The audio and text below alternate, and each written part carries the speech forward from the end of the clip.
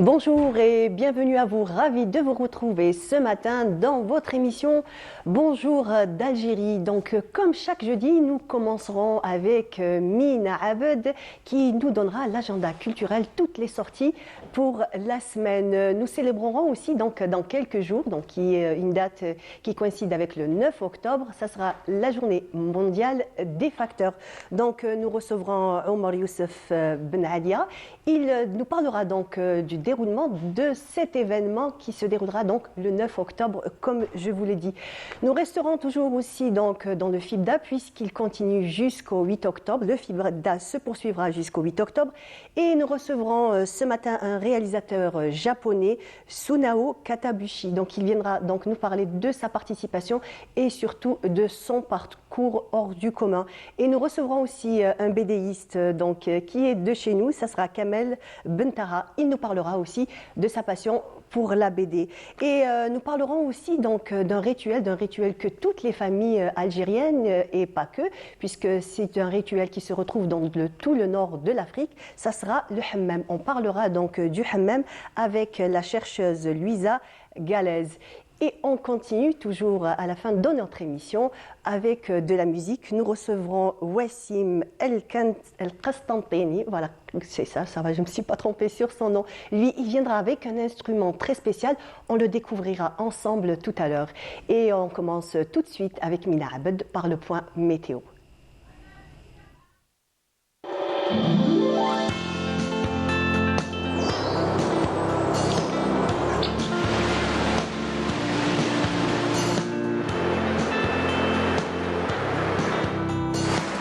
موبيليس تقدم لكم الأحوال الجوية. موبيليس، معا نصنع المستقبل.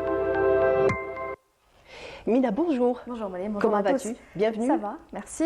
Ça va, tu vas Merci, bien? très bien, très bien. Alhamdoulilah. Très bien. Alors, quel temps il va faire aujourd'hui? On va le découvrir tout de suite. On y va. Merci beaucoup, bonjour à tous, excellent réveil. Beaucoup de brume ce matin, notamment vers les côtes ouest et centre. Et puis le ciel restera plutôt dégagé en journée avec quelques passages nuageux, quelques orages également vers l'intérieur centre. Possibilité de quelques faibles pluies vers l'extrême sud ainsi que sur le Hogar avec quelques orages le long des frontières algéro-maliennes, le Tassili, le Sahara central et le Sahara oriental. Les températures de cet après-midi, eh bien, on notera sur la moitié nord jusqu'à 36 degrés à Relizane, on notera 34 degrés à Tizi Ouzou, 31 degrés à Alger, Constantine, on notera 28 degrés à Annaba, 27 degrés à Oran, 31 degrés à Tlemcen, 29 degrés à Bayadin Hama, on notera 32 degrés à Gardaya, Hassim Saoud, Bachar, 36 à Tindouf, 38 à Adrar, 38 également à Insalah. Et enfin, 41 degrés, ce sera la maximale pour l'extrême sud. On passe tout de suite à l'état de la mer. Pour cet après-midi, eh bien, on notera une mer calme un peu agitée sur l'ensemble des régions côtières avec des vents entre 30 et 40 km/h vers l'ouest et le centre et entre 10 et 20 km/h vers les côtes est. Encore une fois, excellente matinée et à tout de suite.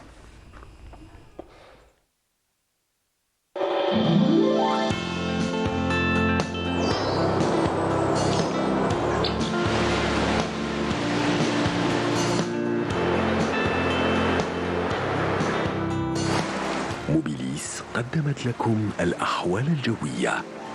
موبيليس، معا نصنع المستقبل. Merci Mina. Merci. Tu restes avec nous? Avec plaisir. On commence toujours en chanson, puisque je vous propose d'écouter une chanson de Mokshaïb. On apprécie et on revient juste après.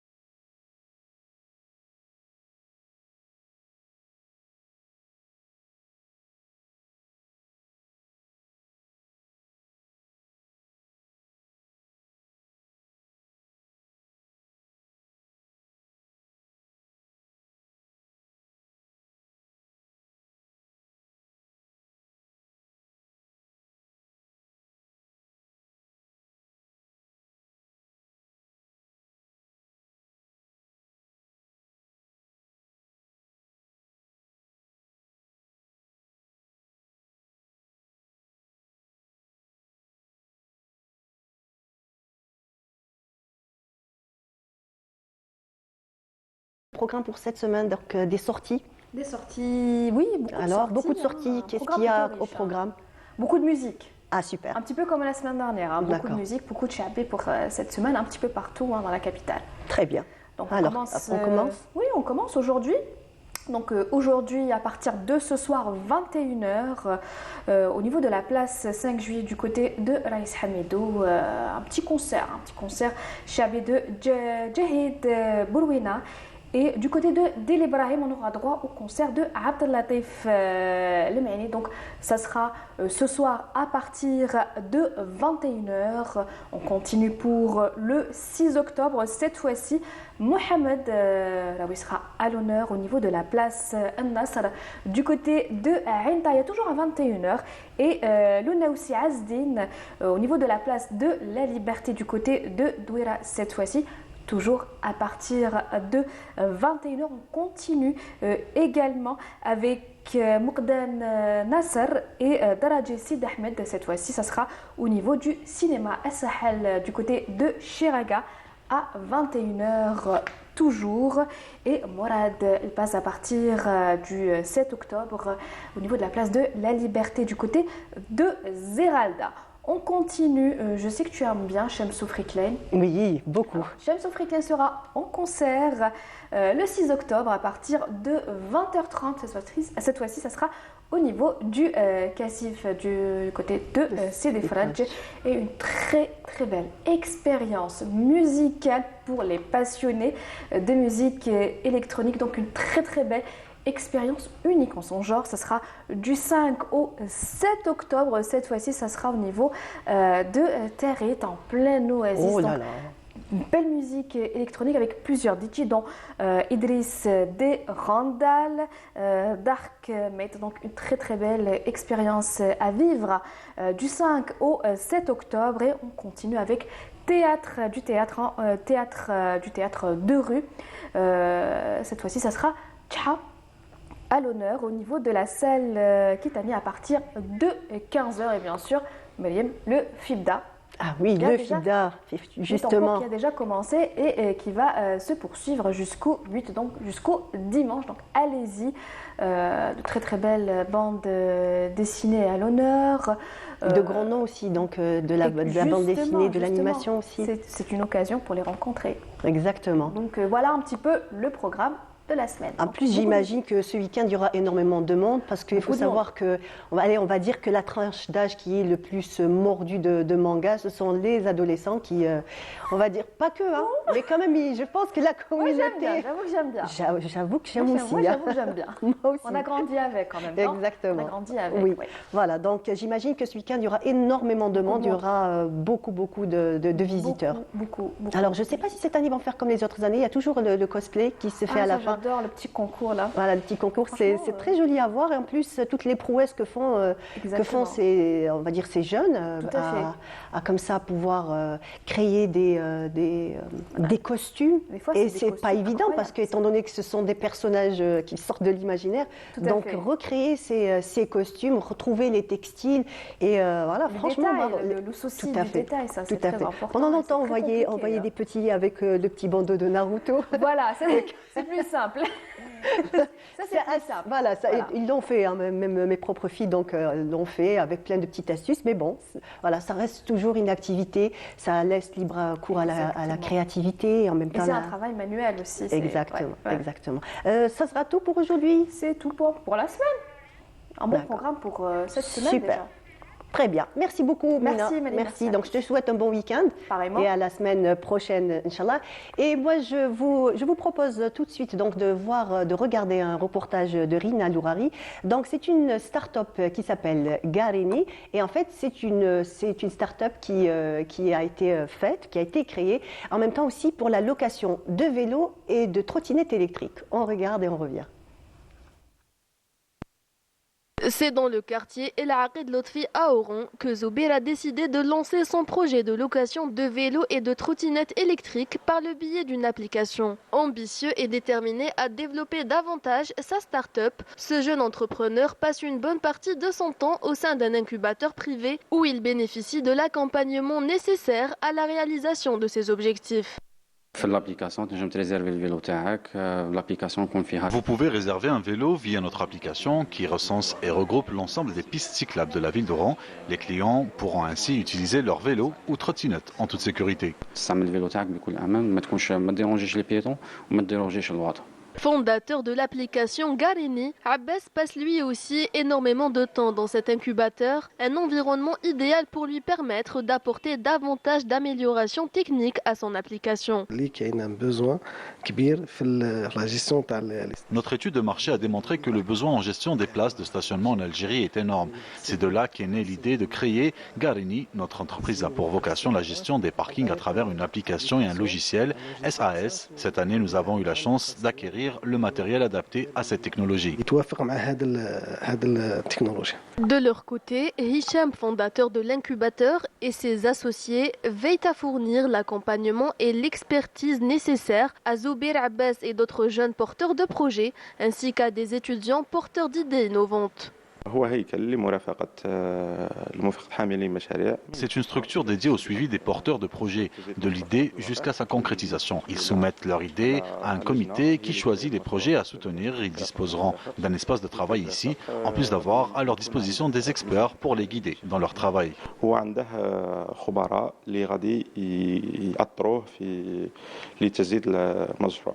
En fournissant aux jeunes entrepreneurs les ressources matérielles et technologiques dont ils ont besoin, les incubateurs d'entreprises jouent un rôle crucial dans la transformation de ces idées en réalité concrète.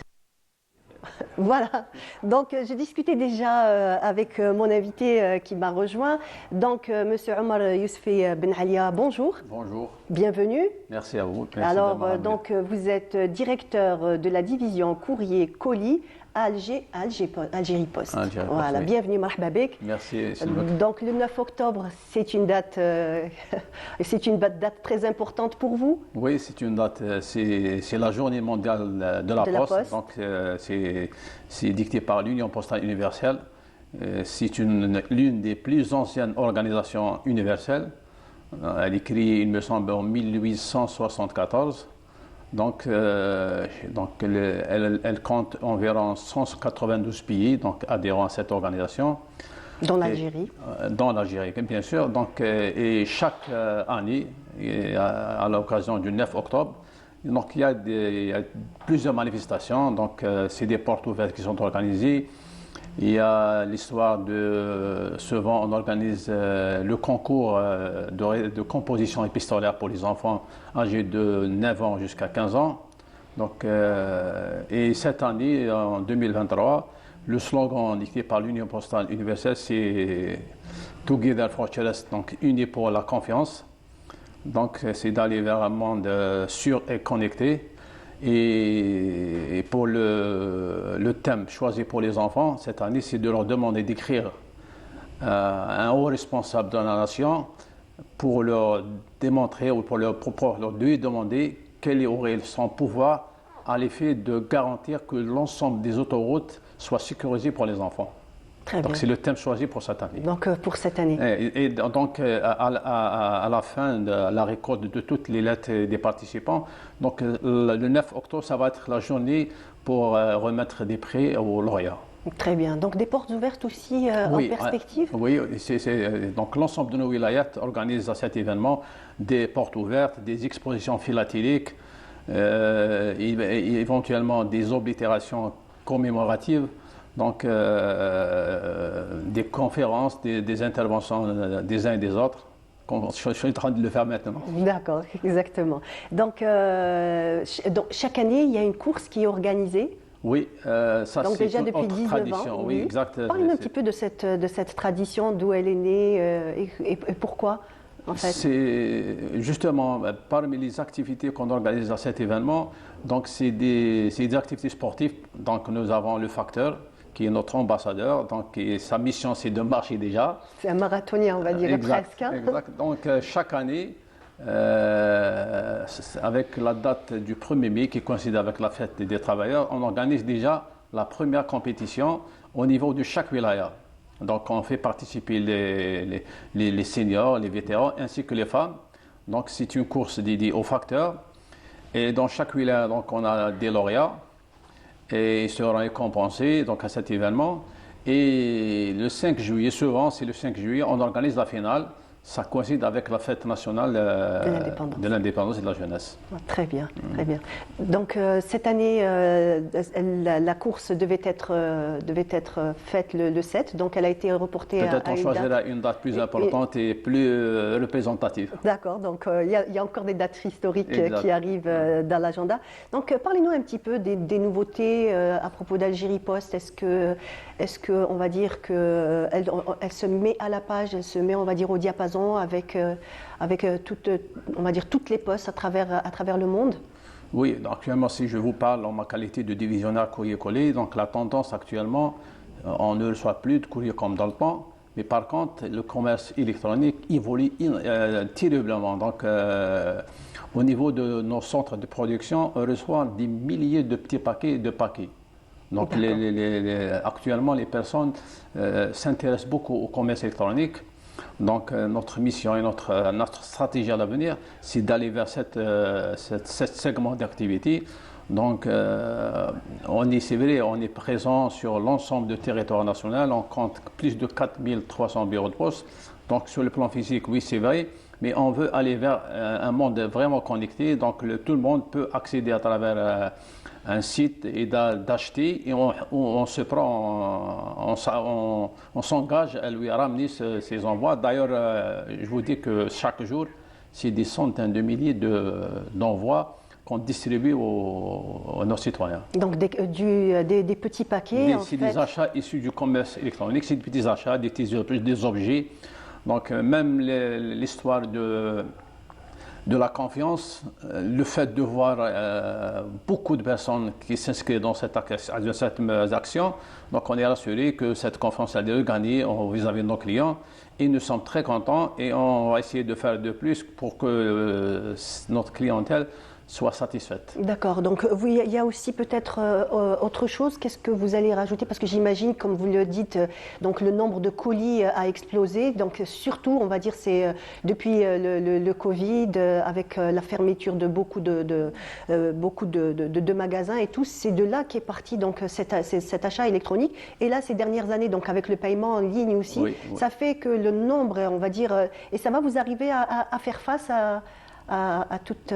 Oui, difficilement, pour être sincère. C'est pour ça qu'on est en train de réfléchir à inscrire une opération pour l'implantation d'un centre e-commerce, donc avec les normes universelles, justement pour faire face à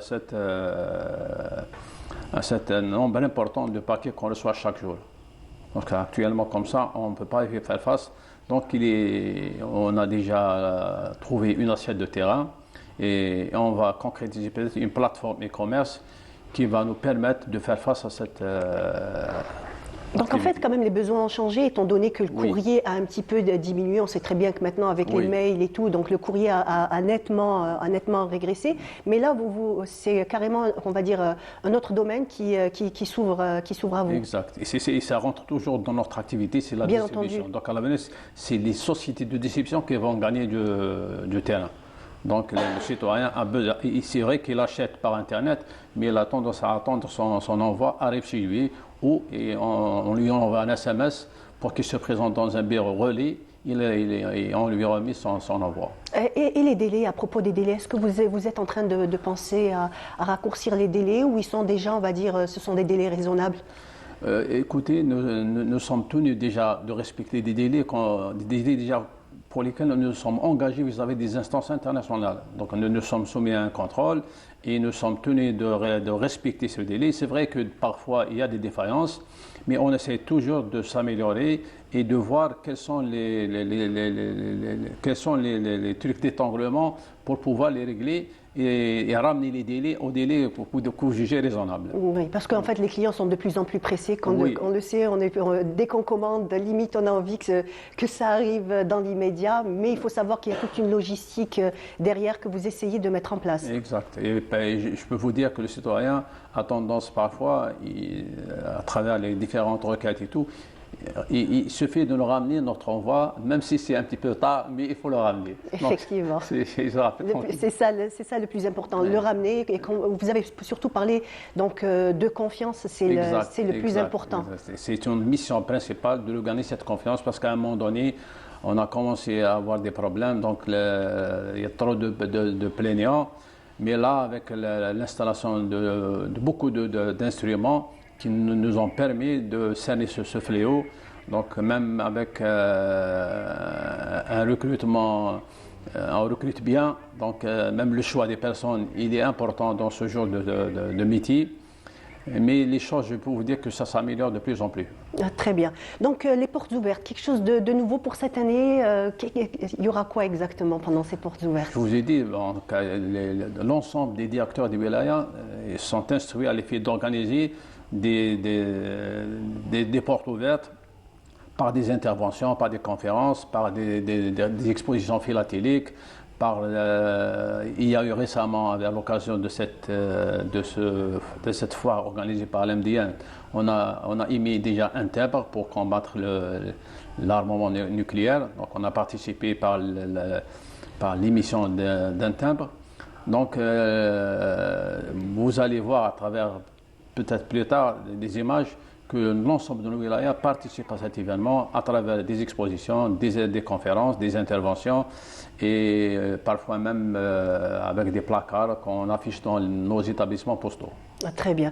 Donc pour la course des facteurs, comme on a dit, elle a été reportée à une date ultérieure. Oui. Mais vous pouvez nous parler des éditions passées de cette course, à peu près le nombre de facteurs, comment ça se passe? Écoutez, c'est vrai que c'est une compétition, elle est encadrée par toute une organisation, c'est la Ligue régionale d'athlétisme d'Alger, enfin je parle de la finale, mais c'est beaucoup plus une fête. Pour nous, c'est la rencontre de l'ensemble des facteurs à l'échelle nationale. Donc, ils se rencontrent en un seul lieu avec l'encadrement, donc le rapprochement top management avec les facteurs. Donc, c'est agréable. Voilà. Et puis, autre chose, c'est une force de motivation. À chaque fois, on leur organise une tombola.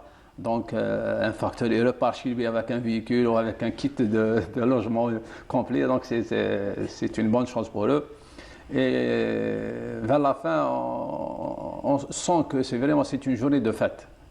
Effectivement. En fait, même il fut un temps où nous aussi, quand on voyait le facteur, c'était limite la fête. Quand on attendait autrefois du courrier, c'était le seul moyen de communiquer, que ce soit avec la famille ou avec les enfants, avec, les amis. En fait, l'arrivée du facteur, c'était un événement dans la journée, réellement. Oui, avant le facteur, c'était une personne très appréciée au niveau de l'ensemble des quartiers. Donc, comme vous le dites, il est très attendu pour les bonnes nouvelles, même parfois on le sollicite pour des trucs personnels, c'est un élément de confiance. Cet élément de confiance, puisqu'il rentrait dans les familles algériennes, il rentrait, il était là. Quand par exemple il y avait des personnes âgées, c'était lui-même ou lui de mettre le courrier dans la boîte aux lettres, donc il le montait assez. Et en fait, il y a ce lien de confiance qui se tisse avec toutes les familles. Exact. Il devient un membre de toutes les familles qui se trouvent dans sa tournée. Et je peux vous dire une chose, il y a un ancien facteur qui me l'a dit.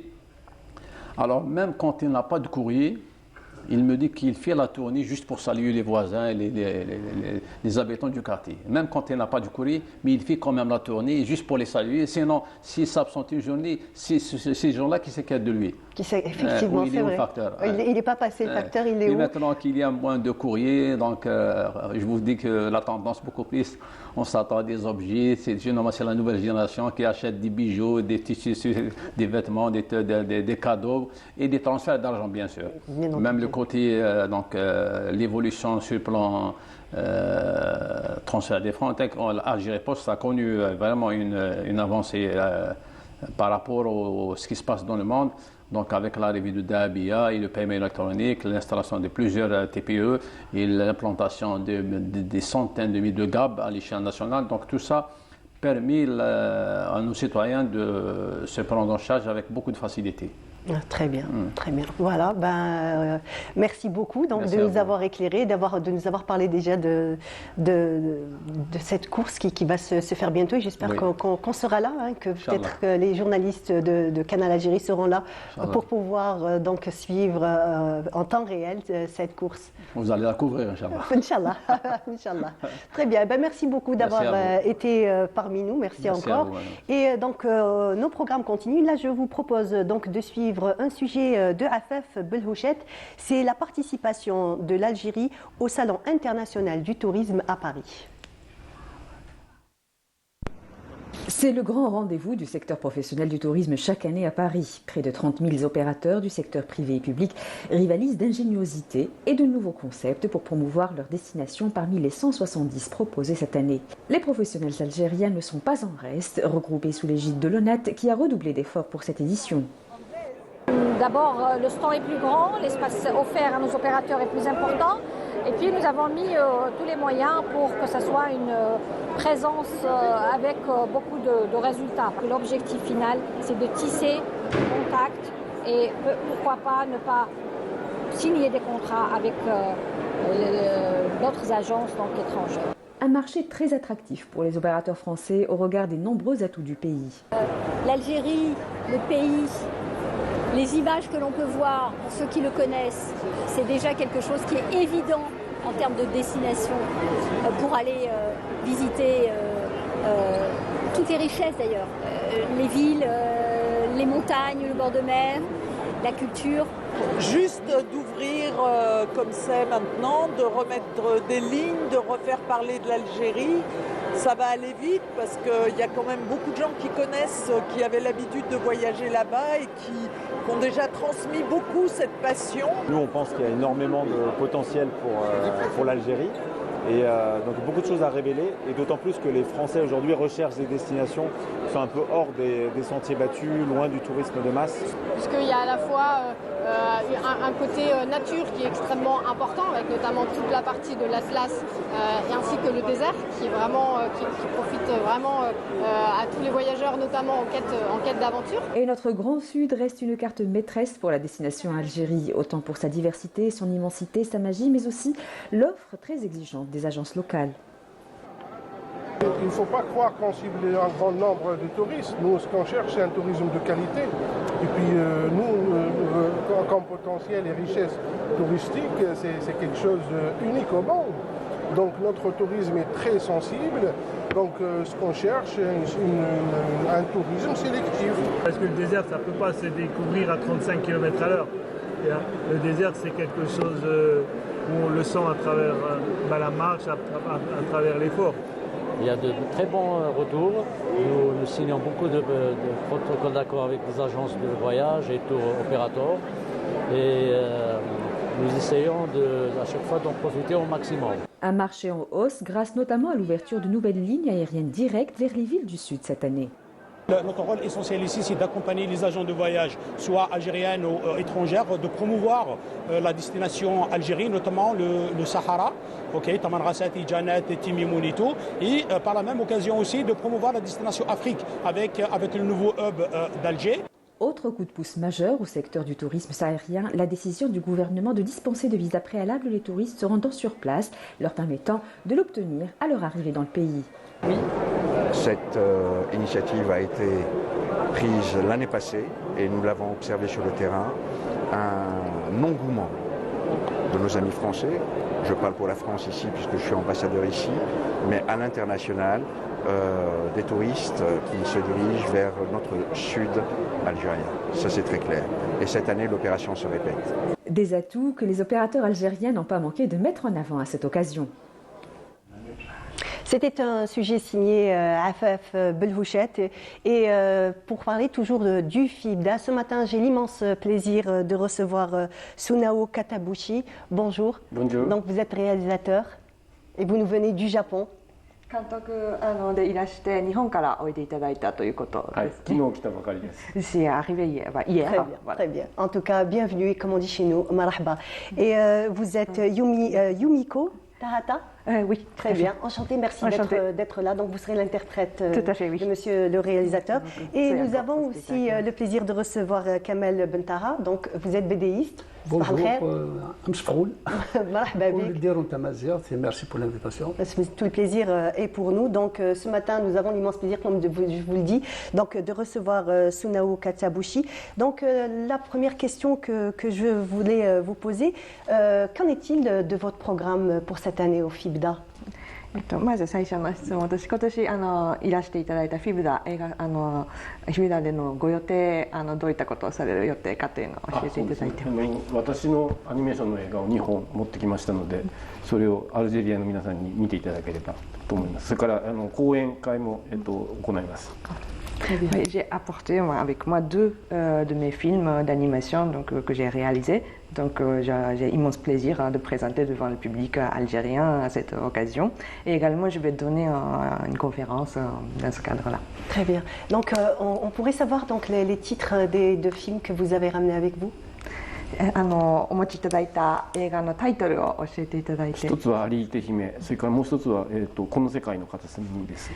Un premier film s'appelle Princesse Arité et le deuxième c'est Dans un recoin de ce monde. Donc ce sont des films qui ont été réalisés il y a déjà quelques années en arrière. Donc vous avez commencé, on va dire, la réalisation. Donc déjà vous étiez déjà étudiant et vous avez travaillé avec donc Miyazaki. Quel a été on va dire ce que ça vous a apporté donc déjà de travailler très jeune avec ce réalisateur? そうですね。監督が映画の世界でのお仕事を始められたのは学生でいらした頃からと伺っております。またそのキャリアの初期では宮崎駿監督とのお仕事もされたというふうに伺っておりますが、この宮崎監督とのお仕事が監督のその後のお仕事に与えた影響について少しお聞かせいただけますでしょうか。僕が知り合った時にはまだ宮崎さんは40歳になったばかりでまだ若々しかったんですね。で彼はまだそういうアニメーションの監督の仕事を始めて間もなくだったんですけども、彼のずっと彼の監督をしていた高畑勲という人がいて、宮崎はいつもその高畑だったらどうするだろうっていうことを気にしていました。その高畑はそのアニメーションについてのいろんな理論とかもまとめていて、ものすごく演出力がある、それから人間を描くことができる作家だったわけですね。En fait, quand j'ai commencé à travailler avec Miyazaki, il avait à peine 40 ans. Donc il était, on peut dire, au début de carrière de sa réalisation en fait. Et à cette époque-là, il a suivi beaucoup d'exemples de Takahata Isao, notre réalisateur, qui était par ailleurs un grand théoricien. Il avait des théories sur la mise en scène de films d'animation. Et aussi, il était très doué à décrire, dépeindre les êtres humains dans le film. 僕はその2009年の作品で高畑にやっと認めてもらうことができた。J'ai eu vraiment le plaisir d'être reconnu par donc, ce maître Takahata avec mon film que j'ai réalisé en 2009. Très bien. Donc moi ce que je vous propose c'est de regarder ensemble un extrait donc de votre film Princesse Areta. On regarde l'extrait. ではアリテ姫のシーンを少し見ていただくようにしましょう。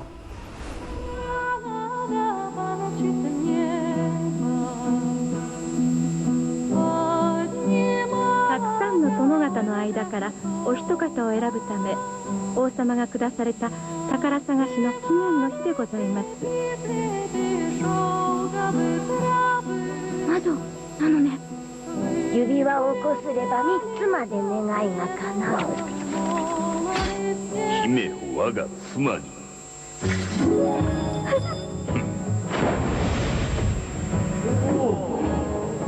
これでこそ姫君である。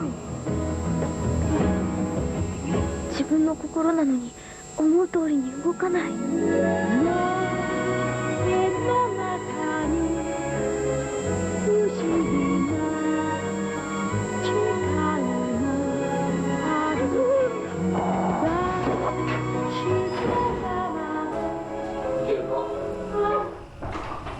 Voilà, donc on a pu voir un extrait de votre film.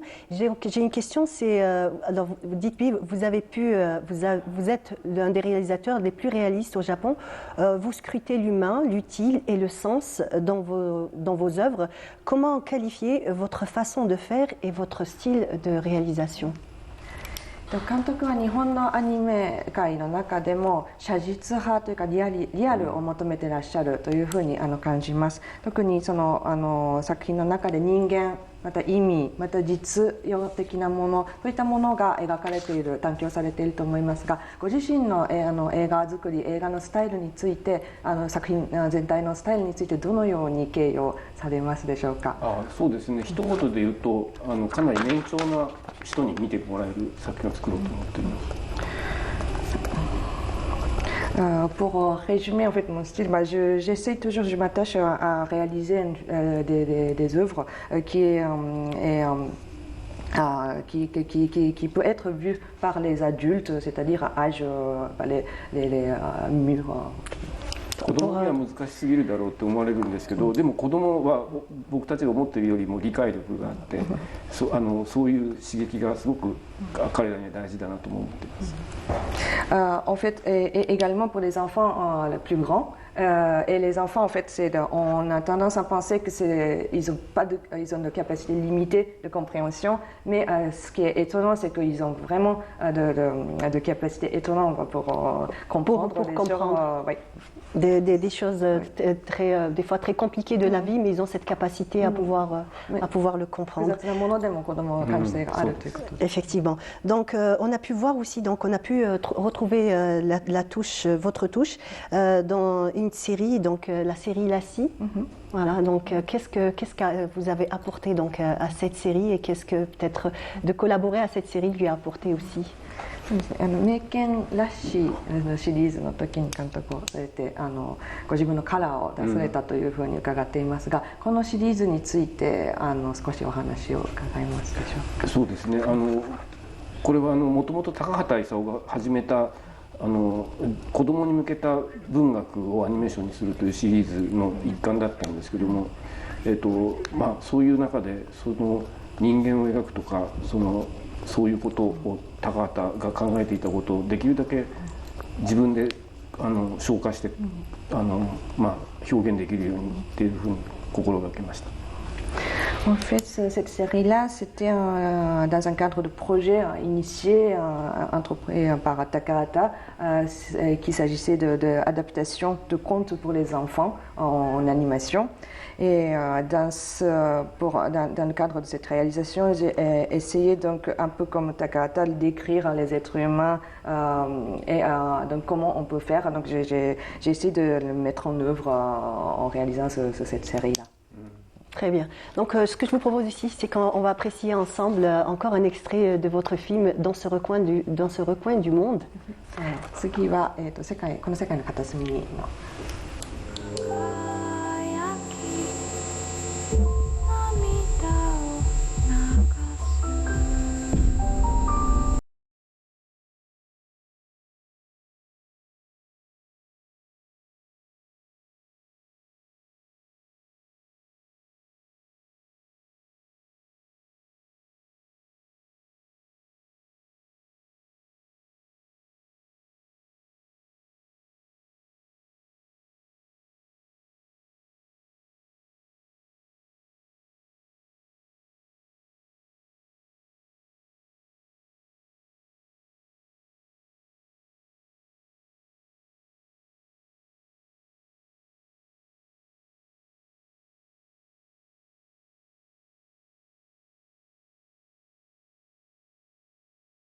De votre film dans un recoin du monde. Voilà, très bien. Merci donc d'avoir répondu à nos questions. Et nous avons aussi donc un BDiste algérien, donc Kamel Bentaha. Rebonjour. Bonjour. Marhaba bik. Asma Kazoul. Très bien. Donc, moi, la première question, c'est comment on dit BD en kabyle? Puisque vous faites Fifral. Fifral. Très bien. Donc, Fifral. L'avantage du FIDA, c'est qu'on arrive à réunir tout ce beau monde de Naviamar il y a du manga, il y a de la bande dessinée, il y a du fumetti comme italien, il y a du historieta. Réellement, le manga, il peut le confirmer avec le contrôle des gens, c'est-à-dire des artistes qui font du manga. Ce n'est qu'une petite histoire, c'est ça? Manga, ce n'est qu'une petite histoire. C'est comme chez nous, on dit hikaya, tamashahud. Petite histoire. Donc, pour ne pas aller plus loin et juste avoir son propre style, sa psychologie, son histoire. Nous, il fallait nommer aussi le 9e art algérien. Moi, je l'ai nommé Tifral. Il ne faut pas oublier que si on résume le 9e art, c'était une succession d'images avec de textes, des dessins avec des textes pour raconter une histoire, raconter une petite histoire. Il ne faut pas oublier que le Tassili, il est à ciel ouvert, du 9e art, depuis des siècles et des siècles. Quand même, on peut dire que nous sommes les premiers à avoir créé ce 9e art, entre les Amazirs et les pharaons, avec les pyramides en Égypte. Donc actuellement, je suis programmé pour animer, d'ailleurs aujourd'hui à 10h, une conférence sur la base de Tifral, de la bande dessinée amazigh, au FIBDA. Je vais essayer de relater un petit peu les bases de ce 9e art amazigh. J'ai créé aussi un vocabulaire lexical pour de Tifral, parce que on le parlait quotidiennement, mais virtuellement, c'est-à-dire on ne l'a jamais mentionné par ce papier, comme quoi on a un vocabulaire. Donc voilà, sachant pertinemment que Tamazigh a été officialisé juste il y a 6 ans de ça. Voilà, donc vous avez, on va dire, saisi l'occasion et donc d'introduire Tamazigh dans le 9e art. Dans le 9e art. Même s'il existait avant. Bien entendu, bien entendu. Alors on va montrer en même temps quelques-unes de vos bandes dessinées. Moi je voudrais vous poser une question. Donc quel est votre rapport à l'animation japonaise? Vous avez quelque chose de précis? Moi je trouve l'animation japonaise est formidable. C'est envie réellement. On a envie d'arriver à leur professionnalisme qui est difficile. C'est vrai qu'avec les mangas, ça a pris de l'ampleur, même chez nous d'ailleurs. La majorité de nos jeunes aimaient reproduire le dessin manga. Ils aimaient, je ne sais pas pourquoi, est-ce que c'est par facilité ou par rapport à sa perspective, parce que dans les dessins il y a beaucoup de perspectives. Mais en connaissant, on n'arrive pas à saisir la psychologie japonaise. Très bien. Vous avez peut-être une question à poser, à profiter de l'occasion que le grand réalisateur est là, peut-être une question à lui poser? Oui, moi je veux bien savoir par exemple le manga réellement. On dit ici une petite histoire, mais le dessin manga c'est un dessin japonais, typiquement japonais, avec des traits japonais. Est-ce que réellement le fait de le traduire comme on le fait ici en langue française, mais en le lisant de droite à gauche, est-ce que c'est une exigence du manga ou juste une appréciation? C'est le fait de le lire de droite à gauche, même il est écrit en français ou bien en arabe. そうですね、漫画というの日本のについて質問させていただきたいんですけど、漫画って小さな物語というふうなことが元の意味というふうに聞いてますけど、絵柄も独特の本当に日本風の絵というのがある、線絵というのがあるというふうに思うんですが、今フランス語、例えば外国語に訳されている時も漫画日本と同じように右から左に読むように作られているんですけれども、この作りというのは意味的な意味上の問題なのか、どういうところでこの読み方っていうのが右から左になっているというのはどういう意味があるんでしょうか。ヨーロッパの言葉はこうペンで左から右に書くんですけど、我々の言葉は縦に右から左へ書いたんですね。それなので、その習慣がそのまま絵を描くときにも残っているんですね。Oui, les langues européennes, peut-être algérienne, l'arabe, on lit de gauche à droite, alors que la langue japonaise, traditionnellement, on lit verticalement et de droite à gauche. Donc du coup, cette tradition, en fait, c'est pénétrée aussi et conservée dans le monde de dessin, et c'est pour ça qu'on conserve tout le temps, en fait. C'est-à-dire pour garder l'originalité du manga. その元のその漫画のスタイルを踏襲しているっていうことで。そうですね。C'est ça. D'accord, d'accord. Très bien, donc voilà. C'est pour ça que j'ai nommé Tifra, parce que moi, d'abord, s'il n'y a pas de style de manga, je ne fais pas de style de dessin, je parle du trait manga, parce qu'il faut faire la différence entre le manga long de navire japonais et le style de dessin qui est la caricature des artistes, enfin qui sont magnifiques aussi, bien sûr. Sauf que moi, je travaille avec ma langue, je raconte mon histoire, je raconte l'histoire de mes ancêtres, je raconte nos légendes, je raconte. Donc, je l'ai nommé Tifral pour avoir un nom algérien, typiquement algérien. Très bien. Vous pouvez nous parler un petit peu donc de ces petites histoires comment vous les choisissez et surtout comment vous les mettez en image, le style que vous avez choisi. Ma dernière BD, il a raconté l'histoire de Tinhinan. Tinhinan, juste pour rappeler qu'il y avait une certaine reine qui s'appelait Tinhinan, pour ne pas oublier, qui est en train de passer son temps à écrire, justement, pour rappeler que le Tassili avait beaucoup de dessins avec des écritures antifina. Il était en train de passer son temps, parce que le désert, il n'y a rien à faire, donc il passait son temps à écrire et à raconter sur les pierres son nom, tout ce qu'il voyait, à dessiner. Sauf qu'un jour, sa grand-mère était malade, elle a besoin d'être soignée. Mais au Sahara, c'est aussi vaste, il n'y a pas d'hôpital, donc il a été obligé de venir en Kabylie pour chercher l'huile d'olive pour soigner sa grand-mère. Donc j'ai raconté cette histoire, il a fait le pèlerinage de Sahara il a fait toute l'Algérie pour arriver en Kabylie. En même temps aussi, pour rappeler qu'il fut un temps aussi, on faisait des trocs. Il nous ramenait de sel de Sahara. Et on fait un troc, on leur donne de l'huile d'olive. Donc sinon, il y a un autre sujet pour rendre un hommage à Yidir, c'est une chanson qui était d'abord comme un conte, ancien conte, traduite, adapté en poésie, puis adapté en chanson par Ben Mohamed, chanté par Yidir.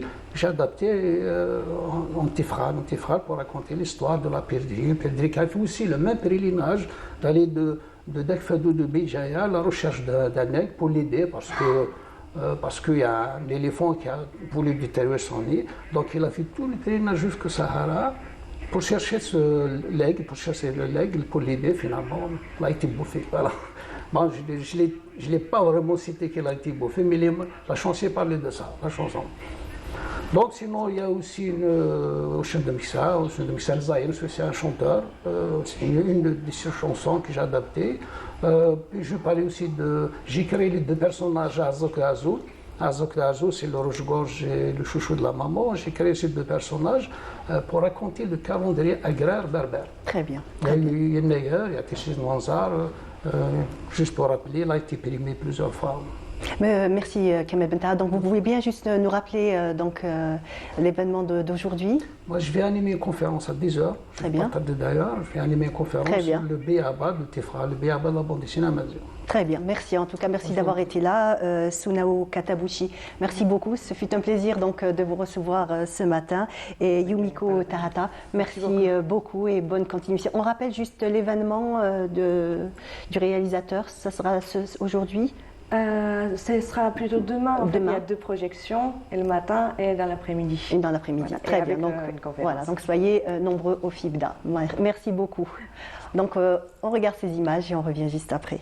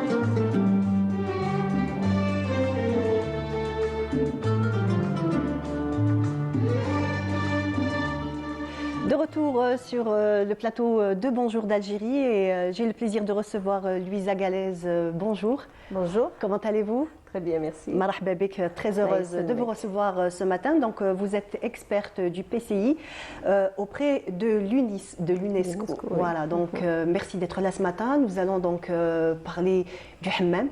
C'est peut-être, on va dire, anodin, on va au hammam, c'est quelque chose peut-être d'assez, on va dire, d'assez banal pour tout le monde, mais en fait... Ça l'est devenu, en fait. Ça l'est devenu, mais autrefois, ce n'était pas le cas. Ah, c'était une festivité d'aller au hammam autrefois. Donc on peut un petit peu parler donc de l'histoire du hammam et surtout faire la différence entre le hammam et la douche.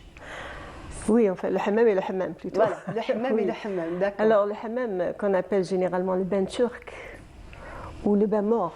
D'accord. En fait, il n'est pas du tout turc, il n'est pas du tout mort, même si la période ottomane lui a donné tout ce prestige festif qu'on lui connaît.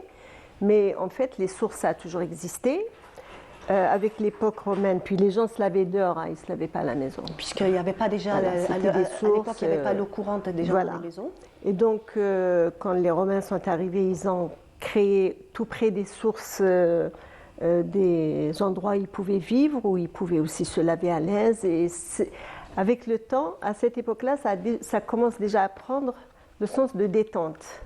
Aller faire un bain pour se détendre, pour discuter, pour prendre son temps. Ce n'est pas encore le truc de 10 minutes. Hein.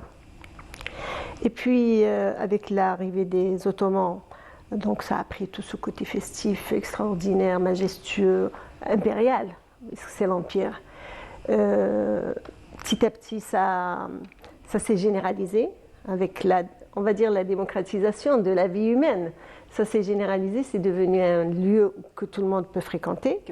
Et encore, on le fréquente pour des raisons banales, comme vous disiez, c'est-à-dire tous les jours. Enfin, on ne va pas au bain tous les jours, mais le bain est ouvert tous les jours.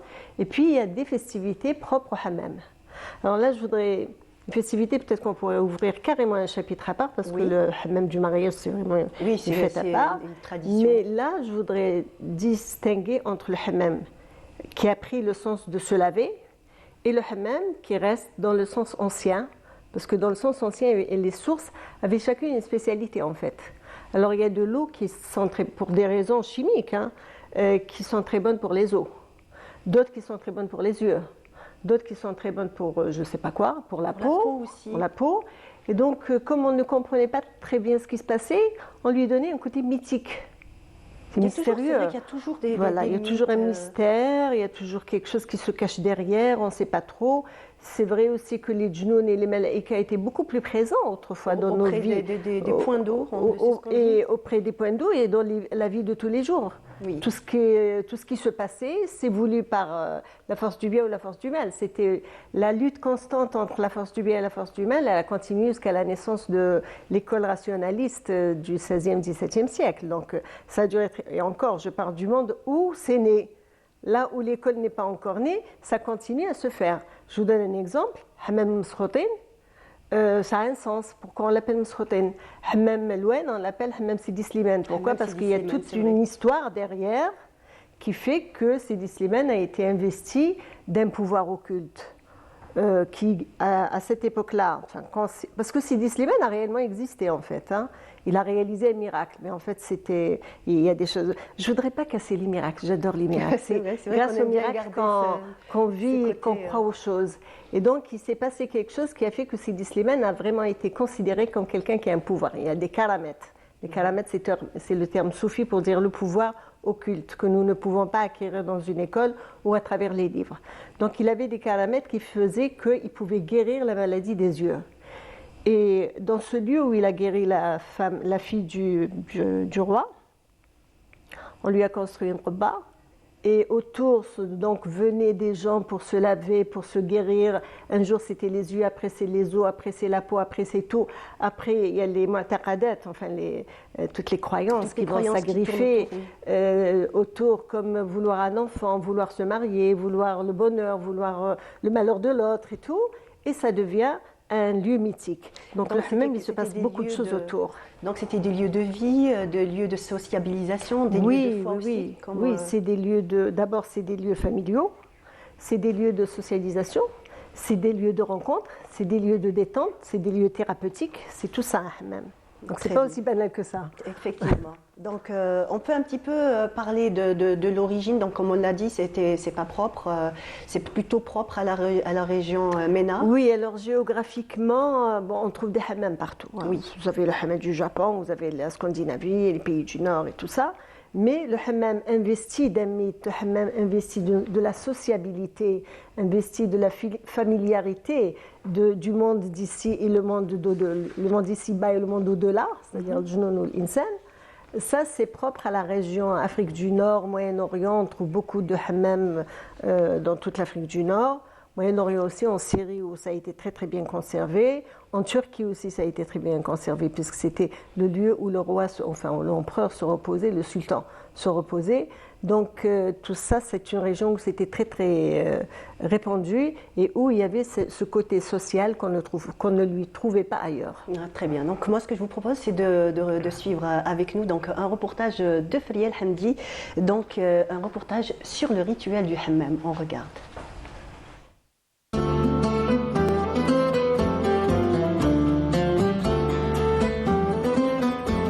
C'est à la Basse Casbah, et plus précisément au Musée des Arts et Traditions Populaires, que s'est tenue une rencontre autour du hammam.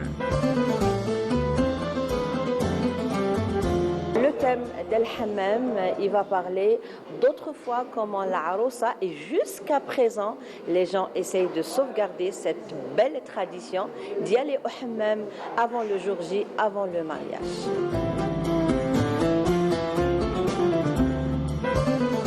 On a essayé de donner les petits détails qui font la différence. تدي معها التفريشه تاعها تدي السبه اللي هي لا فاليز d'autrefois كذلك المحبس عندنا زوج محابس عندنا المحبس اللي فيه اليد والرجلين اللي يدخل معها لو بان il faut faire la différence مع الطاسه مع الدوزان معها بيان سور صابون الحجره كيما زمان تدي معها البريه واش تدي معها كذلك تدي معها الناس les invités aussi c'est très important. Le rituel du bain et la mise en beauté de la mariée forment une coutume très féminine que l'on s'oblige à suivre dans le détail, bien que les variantes peuvent exister d'une région à une autre.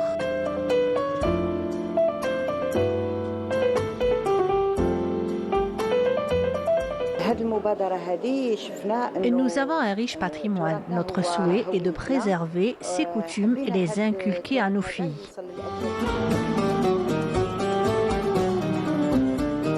Prenons l'exemple du rituel algérois et découvrons ensemble cette très jolie coutume.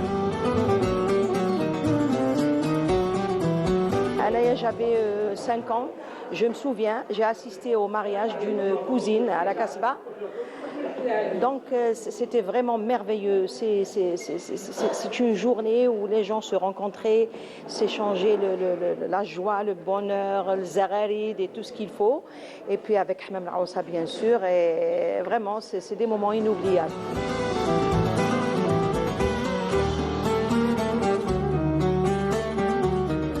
Je souhaite de faire revenir les coutumes qui sont les coutumes de nos arrière-grands-mères et grands-pères et tout. Donc, نعاودوا نحتفظوا عليهم ونعاودوا نسترجعوهم خاطر لو كان ما نسترجعوهمش دوكا يضيعوا.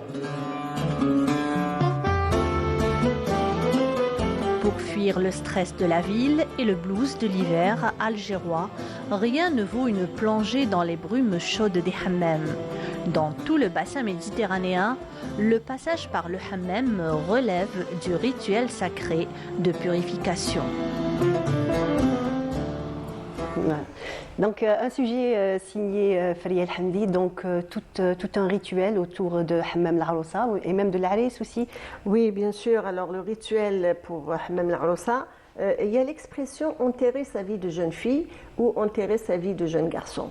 Cette expression, dans un autre pays, ce serait une soirée passée entre copines avec des robes à s'échanger toutes les 5 minutes, où les garçons, chez nous c'est aussi mettre un burnous, aller sur un cheval, et ailleurs ça prend des dimensions beaucoup plus éclatantes.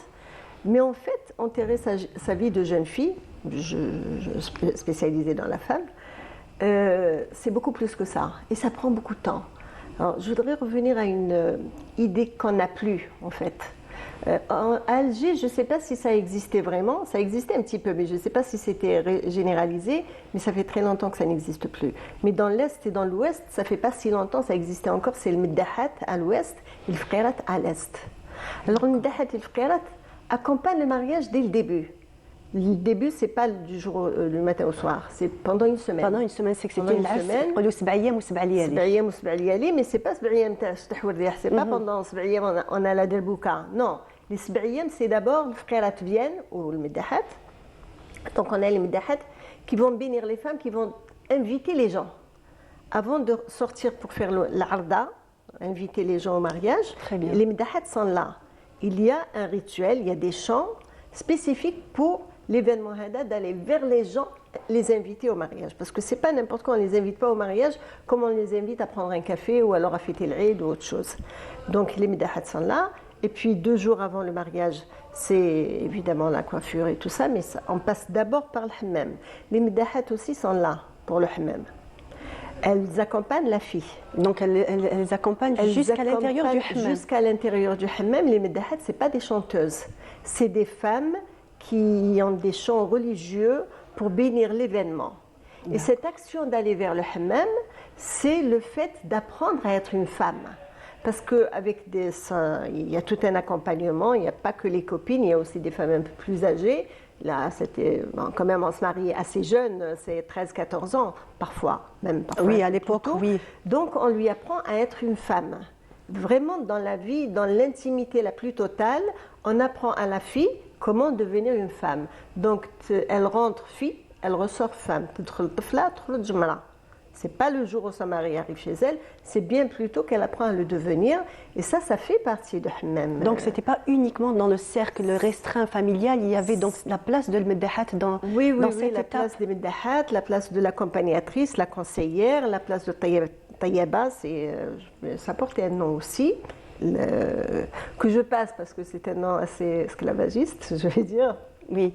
Donc il y avait quand même un endroit qui était réservé. Est-ce que le hammam était réservé entièrement pour l'Aroussa ou Jusqu'à récemment encore, enfin quand je dis récemment pour moi, ça fait 50 ans peut-être, 60 ans, jusqu'à pas très loin, on va dire, tout le hammam était réservé pour l'Aroussa.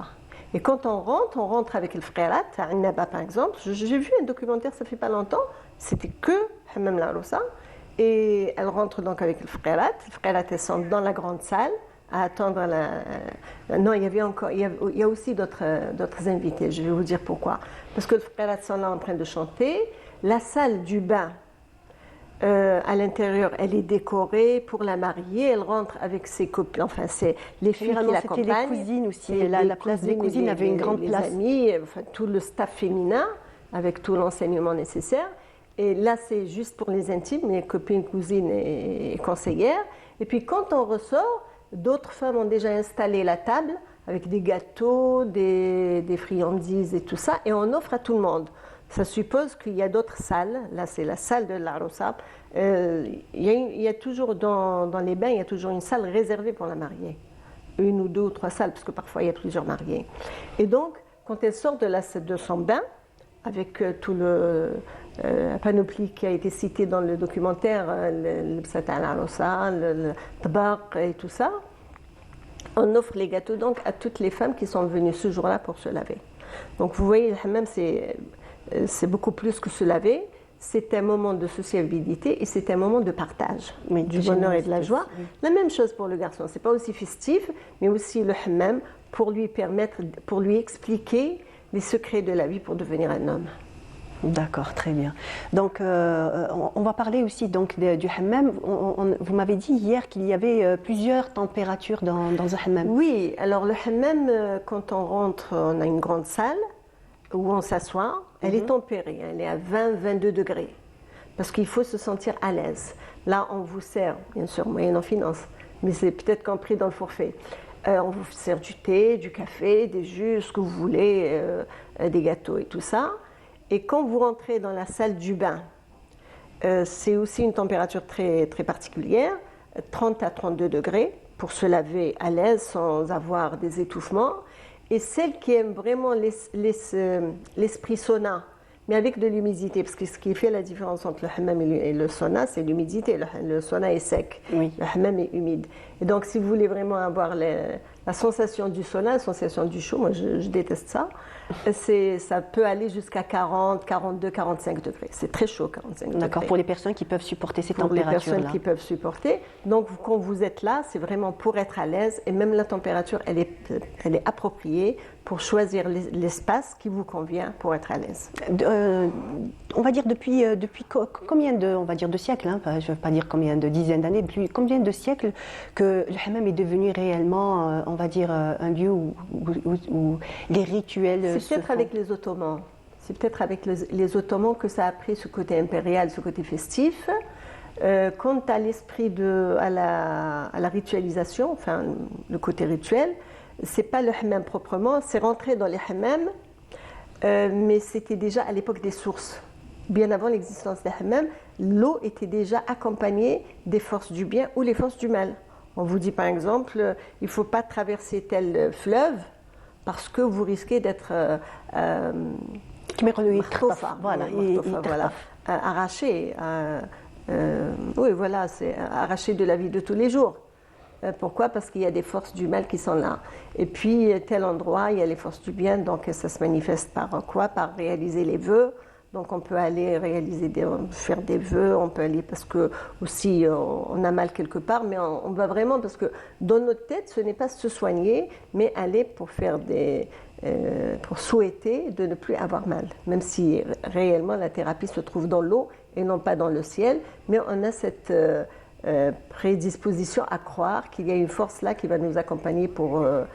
c'est après ça que, autour de ces sources, ont été construites des bâtisses qui sont devenues des bains par la suite, mais ça remonte à vraiment plusieurs siècles. Je disais, déjà à l'époque des Romains, on a commencé à construire des siècles, ça fait quand même 20 siècles de ça. Et cette façon de voir une mythologie derrière l'eau, les forces du bien et la force du mal, je pense que ça existe, ou ça existerait depuis... on va dire le début de la croyance humaine, quoi. Parce qu'il faut bien trouver un lieu où héberger les forces. Et l'eau est appropriée parce qu'elle est invisible, elle est indolore, et puis elle coule. On ne peut pas la retenir, donc elle a vraiment toutes les qualités pour être une force qui peut nous controler. Qu'on ne peut pas contrôler. Et qui n'est pas propre à nous, puisque dans toutes les civilisations, l'eau a toujours été un élément, on va dire, purificateur, un élément consolateur et aussi un élément mystérieux. Très bien. Merci beaucoup d'avoir été là parmi nous ce matin. Donc Louisa Galère, vous êtes donc experte. Galaise, pardon. Vous n'êtes pas la seule. Je ne suis pas la seule. Très bien. Voilà, donc vous êtes experte du PCI auprès de l'UNESCO. Merci encore d'être venue ce matin et de nous avoir éclairé à propos donc du hammam et de tout l'esprit qui tourne autour du hammam. Merci encore. Et donc notre émission continue. Je vous propose donc de suivre un sujet de Feri El Hamdi. C'est un portrait de Momo, table d'hôte à la Casbah. La Casbah nous accueille à bras ouverts avec son hospitalité séculaire. Cris de bambins, échos de voix de Kasbadji, murs décrépits sont autant d'ingrédients qui constituent le décor de ce vieux quartier algérois.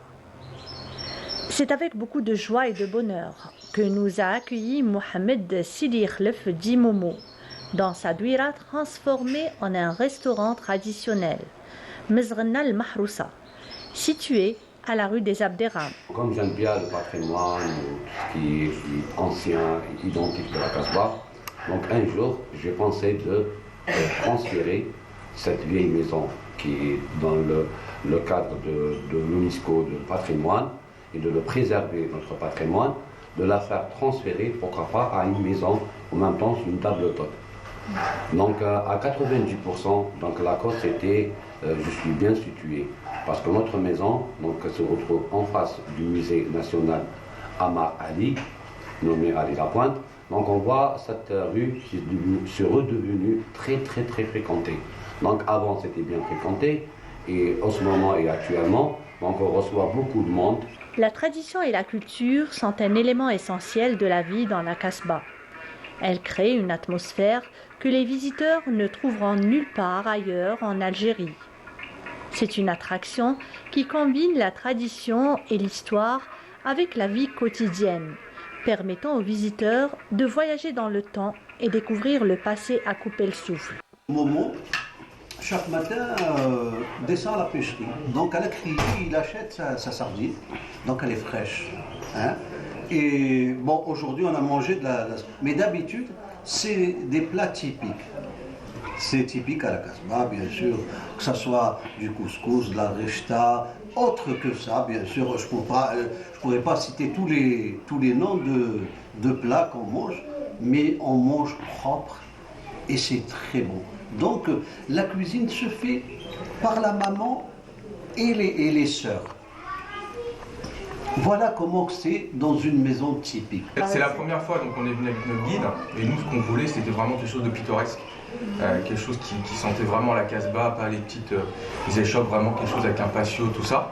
Et c'est ce qu'il nous a proposé et c'est exactement ce qu'on voulait manger local, les sardines, les frites, habout, enfin voilà tous les plats locaux avec le décor qui s'y prête et c'est ce qu'on a donc c'est la première fois qu'on vient ici, donc dans la petite ruelle à côté du musée, donc c'est exactement ce qu'on voulait avec mon père.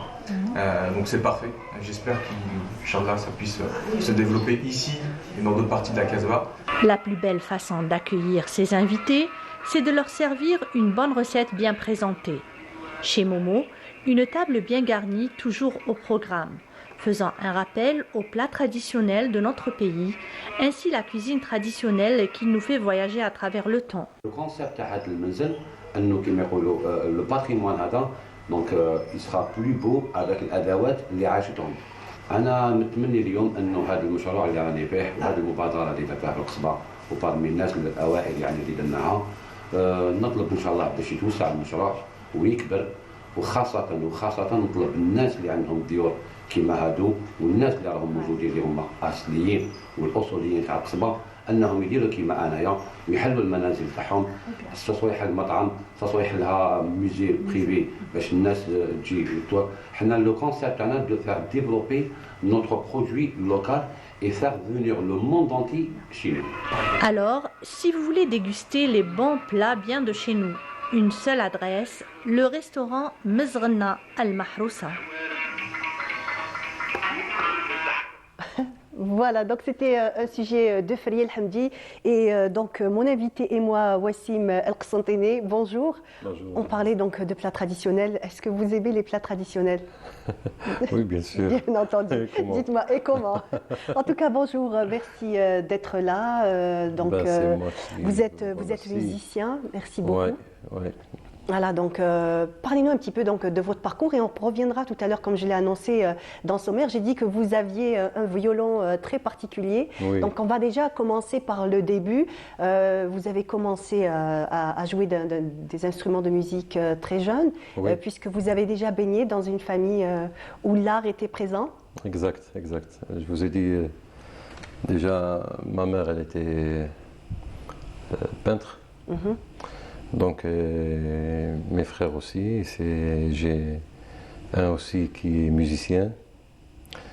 Donc depuis longtemps, j'ai vécu, c'est-à-dire, comment dirais-je, j'ai commencé déjà à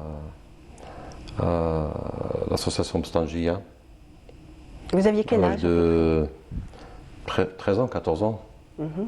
Après le Fergania, Haj Fergani, bon, Bstangia, il y a Cheikh Abdelmoul Ben Tabbal, il y a Amir Rachid Belkhouyet. Donc de grands chiours. Matou, Allah yarhamhum. Et après le Haj Fergani, Allah yarhamhum. Oui, c'est. Après, j'ai passé à Al-Hanou Shabab. Il y a quoi aussi? Et donc vous animez? Il y a Bint Thanawiyat aussi. À l'époque, oui. À l'époque, donc je salue tous mes amis ici, mes profs. Et une belle ambiance et aussi une bonne occasion de pouvoir montrer donc, le don qu'avaient ces gens-là à cette époque-là. Oui, c'est ça, c'est ça. Voilà, très bien. Donc, On va parler de votre instrument, moi il m'intrigue. Hein. Alors Oui. racontez-nous un petit peu l'histoire de votre violon. Ben, mon violon, c'est un quinton. On dit Très bien, quinton. qu'est-ce qu'un quinton? C'est. Bon. On sait très bien que le violon a 4 cordes. Oui, et là, on a un violon à 5 cordes. Et on ne dit pas un violon, on dit un quinton, puisqu'il est entre les deux, entre l'alto et le violon. Et quinton par rapport à l'accordage, puisque ce quinton, il s'accorde autrement. Moi, je l'accorde comme un alto et un violon en même temps. D'accord. On peut le retourner comme oui, ça. bien sûr, bien voilà, sûr. les téléspectateurs pourront profiter de voir très bien. Do, sol, ré, la, mi. Au lieu de 4, c'est 5. Donc, do, sol, ré, la, j'ai un alto. Et sol, ré, la, mi, j'ai un violon. C'est la famille des viols. La famille des viols, il y a le violon, l'alto, la violoncelle, le contrebasse. Il y a le quinton. C'est pas trop connu. Justement, c'est pas un instrument qui est très connu. Oui, oui. Même sa coupe, elle est pas comme Stradivarius. On a 3 coins au lieu de 4. Et elle existe bien avant que le Stradivarius. Elle existe cette copie depuis 1585. D'accord. Oui, c'est du baroque, c'est la musique médiévale, la musique de chambre. Très bien. C'est ça. Donc je vous propose de nous jouer déjà un morceau, comme ça déjà on va avoir la sonorité. Ah oui. Personnellement, c'est un instrument que je ne connaissais pas, donc j'aimerais bien un petit peu l'avoir à l'oreille. D'accord.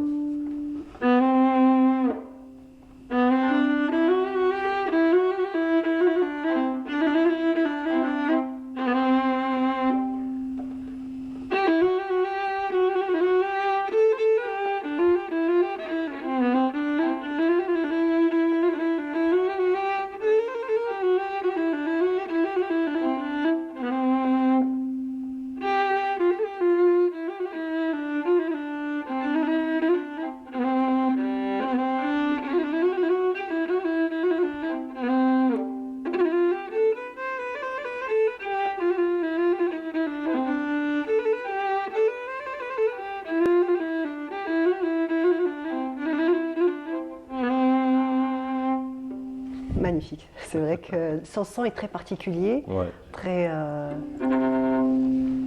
intéressant. Donc, vous avez animé des soirées, vous avez participé ces dernières années à des concerts. Oui, mais ailleurs, c'est pas en Algérie. D'accord. Donc, Ouais. toujours dans votre style ailleurs, toujours dans, Oui, dans votre style. Oui, Melouf de Constantine.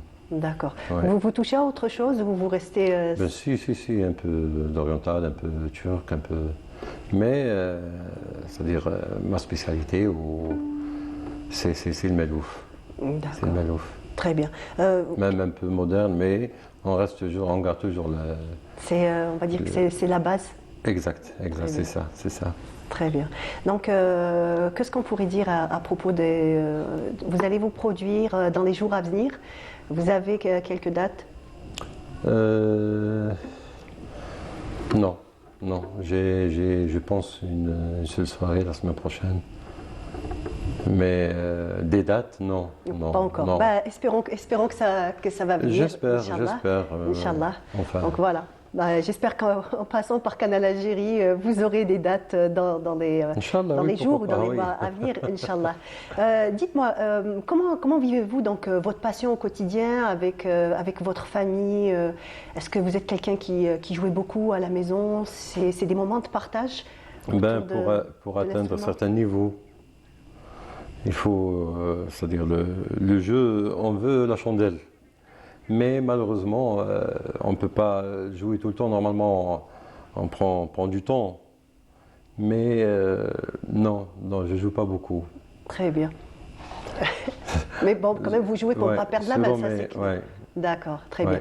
Donc je vais vous proposer encore de nous jouer un autre morceau, donc de votre choix. Bon, on va...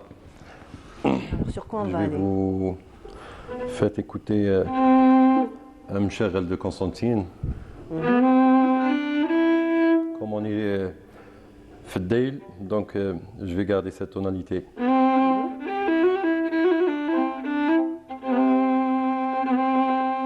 جار الهوى وحرق وحرق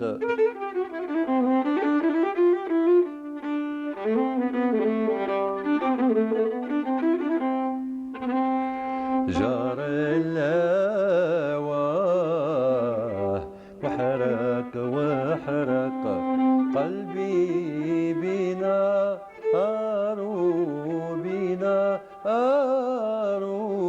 مسكين ما من يعشق يا لا لا لا يا لا في الحومة جارو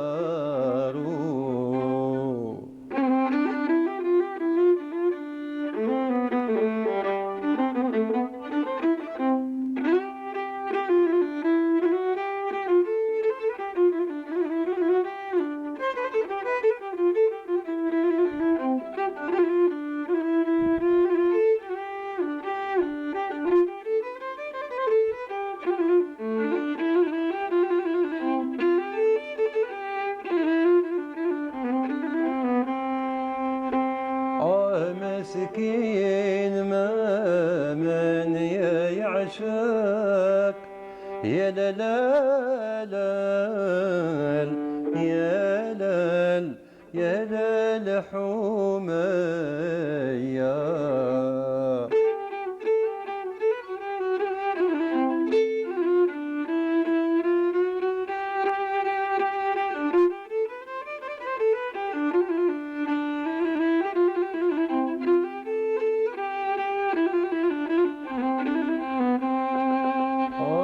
ما يقواش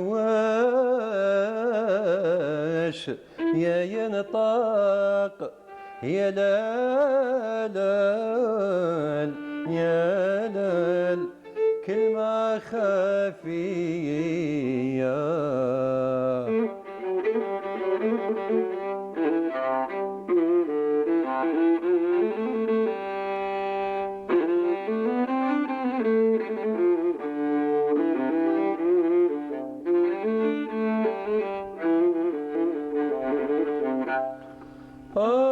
لو زارني المعايشق يا لا لا لا يا لا وعطف عليا نمساله بالحق بالحق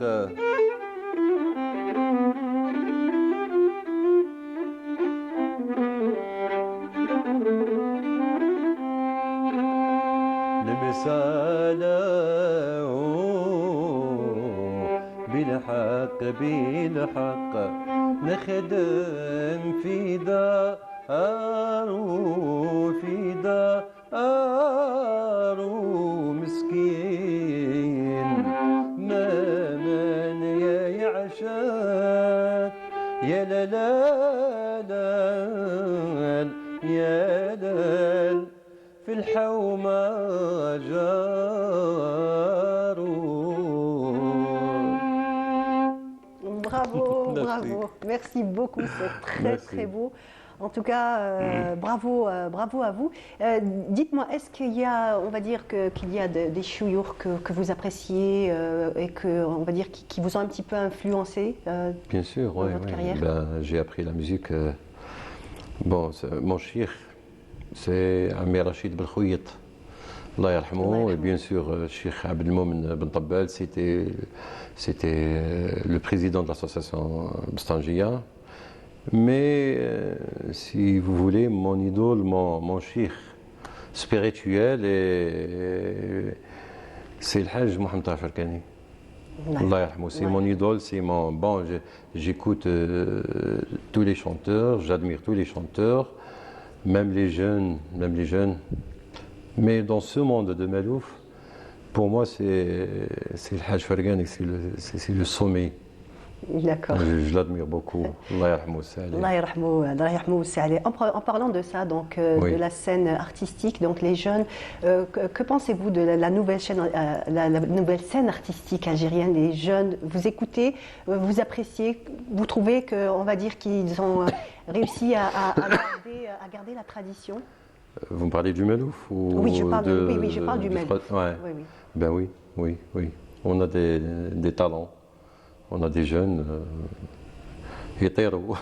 Effectivement, justement, on a très souvent le plaisir d'en recevoir. Que ce soit le chant, que ce soit les instruments, que ce soit le hfada, mashallah.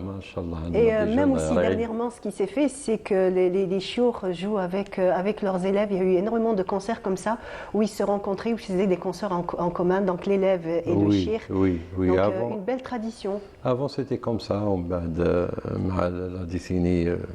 Non, mais quand même, ces dernières années, cette année, oui, ça fait quelques années, oui, ça va. Il y a des associations, concerts. même à Constantine, machallah. Il y a des associations, il y a des jeunes italiens, machallah, c'est magnifique. Et en même temps, aussi avec les réseaux sociaux, ça a permis de redonner vie à cette musique, à ce style musical. C'est ça. Merci beaucoup déjà d'être venu ce matin. Merci d'avoir répondu présent. On a été ravis donc de vous recevoir. Et comme je vous l'ai dit, donc Inch'Allah, d'autres des dates en perspective et vous viendrez nous les annoncer. Merci beaucoup très aussi. bien. Merci beaucoup. Donc, ce que je vais vous demander, donc encore un petit morceau. On continue. On finit donc l'émission au son de votre. Alors, c'est pas un violon, c'est un quinton. Un quinton, au son du quinton. Voilà. Quant à moi, je vous dis merci beaucoup de nous avoir suivis. Donc, restez toujours sur les programmes de Canal Algérie et à demain. Merci.